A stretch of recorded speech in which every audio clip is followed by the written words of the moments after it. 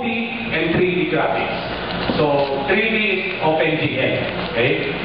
So and also with the graphics program, so there are rich classes, there are rich packages, so in Java, so regarding graphics programming, okay? So that's why in Android, since the writing language of Android is Java, so basically we're inheriting. So most of the classes, most of the packages that is available in Java. Okay? So, and also we have the SQLite. Okay, what is this SQLite? Actually, if for example, your program requires database or requires data storage. Okay? So other than, let's say, you will store it on a notepad or text file, so you could use database in Android. So by using the SQLite. So SQL is another we know about SQL. So SQL is standard structured query language, right? So why Android do not use SQL? Why they develop the SQLite? So also SQL it's a way how we are going to manipulate the database. It's a way how we're going to create so a database, drop the table, create a table, drop the table, etc. So, bakit hindi mo SQL ang ginamit?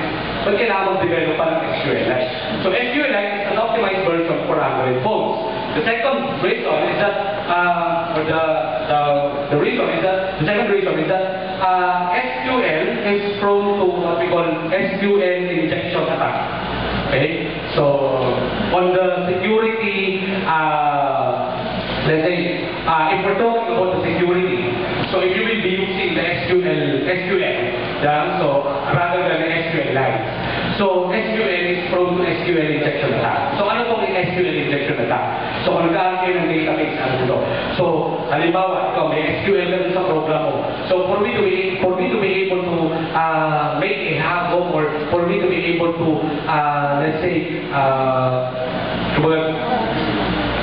let's say, do some other things on your database, so I could be able to kasi on the SQL, it accepts input from the user. So let's say ang input ko SQL din. So magkakaroon ng error dun sa program, dun sa SQL mo. So yung tinatawag ng SQL injection attack. So kung halimbawa yung system mo, mag-accept ng input, and then dadaan sa SQL, so sa query, ang gagawin ko is instead of mag-input ako ng tamang input, ang input ko SQL. So, magkakaroon ng problema yung database mo yun. So, doon sa problem with the security of SQL. So, unlike in SQLite, walang SQLite, hindi pa sila nakapag-develop siguro ng SQLite injection attack. Doon yun. So, that's why on Android, so they're using SQLite rather than the SQL. Okay, so media support also. So media support. So we have support for let's say flash files. So we have support for videos, sounds, etc. So we could embed the videos, sounds, and flash files. Let's say for example we have some animation that we want to include on our application. So we could do that in Android. Okay, so it's because there